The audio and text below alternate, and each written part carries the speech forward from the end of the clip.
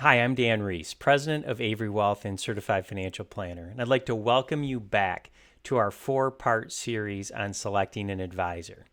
So today we're going to jump into probably one of the biggest, most popular section of the four parts, which is cost. Everybody wants to know what things cost, right? So let's jump right into that presentation. So the first thing we want to do is just cover some of the key concepts that we're going to talk about. The first one is there are various ways financial professionals are compensated. And so it's important to understand not better or worse, but the different ways. Commissions, asset fees, and planning fees are the three primary types. We're going to focus on those because that's what the majority of advisors are going to charge or how they're going to charge. Understanding how your professional is compensated can really help you make a better decision on who to engage. You want to make sure that how they're compensated fits in with your long-term needs.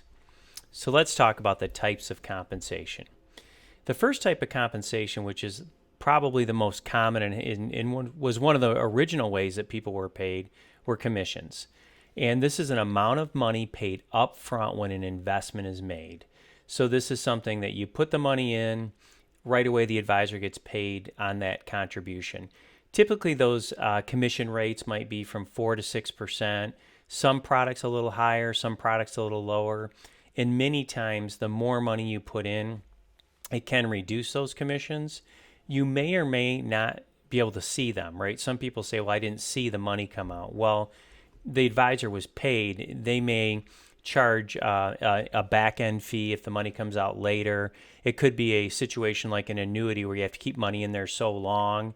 If you pulled it out early, there would be a redemption fee, and that's kind of how the rep gets paid over time. But it's important to understand it's upfront, and trailing compensation may be received. So sometimes, even though the advisor gets some money up front, they may also get a little bit of money over time. Asset fees are the second type we're going to talk about, and those have become really popular.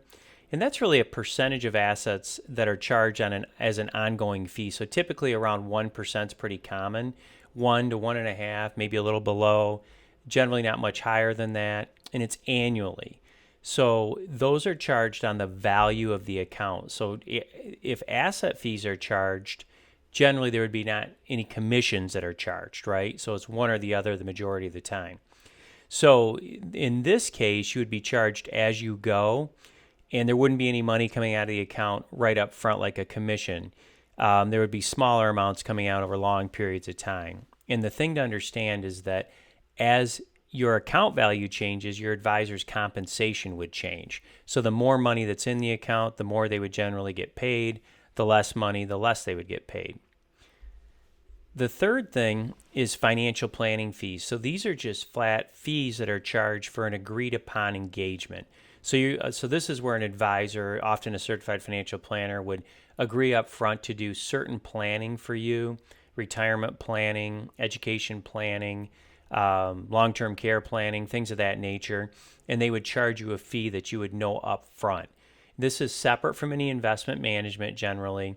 And the one thing to keep in mind, advisors that charge planning fees may also charge commissions or asset-based fees for the investment management.